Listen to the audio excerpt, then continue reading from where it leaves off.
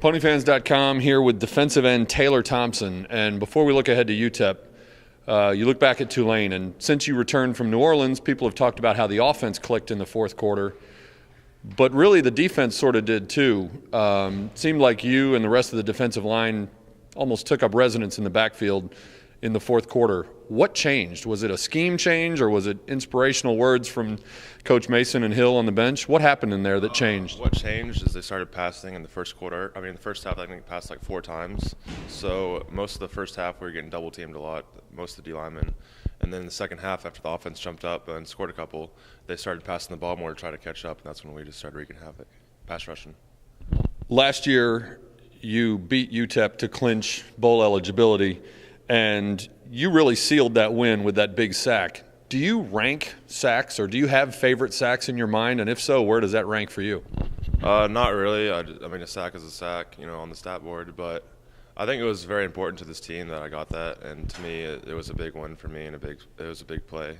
I was really too exhausted to even understand how big it was. It didn't really hit me until afterward. You chased him around for 8 or 10 seconds on that play at least. Yeah. Trevor Vitito, their quarterback, has put up some decent numbers throwing the ball, but he also runs the ball pretty well. What's the biggest challenge facing him? I know he has a very good arm. He has a potential for the deep ball. And so for him, is to keep him contained in the pocket and not let him get outside and scramble, because if he scrambles, it gives the receivers more time to get deep, and it's our job to keep him contained and get pressure on him. Their best running back, Donald Buckram, missed a few games earlier in the year, but he's back. He's led them in rushing the last 4 weeks. What are the strengths of his game, and are there any similarities in running style between him and Orleans Dwarko, who had some success in the first half Saturday at Tulane? The back from UTEP is a really good back. We saw him last year. He did pretty good against us. So I think a big part to stopping their offense is to stop that running back, to stop the run game, because I know they're going to try to hit us up the middle quite a bit. So if we can collapse the line of scrimmage and stop his running game, I think we'll have a pretty good chance. This is the first time this year you're going to be playing at altitude. El Paso's 3,000 and some feet higher than Dallas.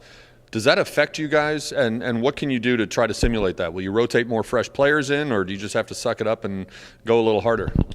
We could train in a barometric chamber, but besides that, no, I haven't really thought about that. I just condition, as I usually have, and I'll just adjust it when I get there. I don't think it's going to affect me that much. Is that the main reason that UTEP is pretty tough at home, you think, because of the altitude difference and their opponents get a little worn out? It could be. I think so. And also they have really cold nights there, and I know that affects some people because it gets cold out in the desert. Give us a thumbnail sketch of their offensive line, both what they like to do and specifically the guy who's going to be lined up across from you. What kind of matchup he presents for you. They have pretty big guys up front. Both tackles are about 6'8". I kind of like it when tackles are big, though. It gives me an easier target to get my hands on. But I know that the guard this week is out with an ankle injury, so they'll have the backup guard in there. And last week they brought in the backup tackle too, so I'm not really sure what I'm going to see. Does that make it harder for you to prepare, or do you just prepare to run your scheme the way it is regardless of who's in front of you? I just prepare regardless who's in front of me and just play my game. SMU last year had a sizable advantage in takeaways. This year, minus 12 so far through 9 games. What have the coaches been? Have the coaches been harping on that even more than usual? And what kind of things have you been doing in practice to try to generate more turnovers by the opponent? The coaches have harped on that a little bit. They mentioned it, I think, last meeting that we need to get our turnovers up. But really, we just got to go out there and play fast, play physical, and then turnovers will come.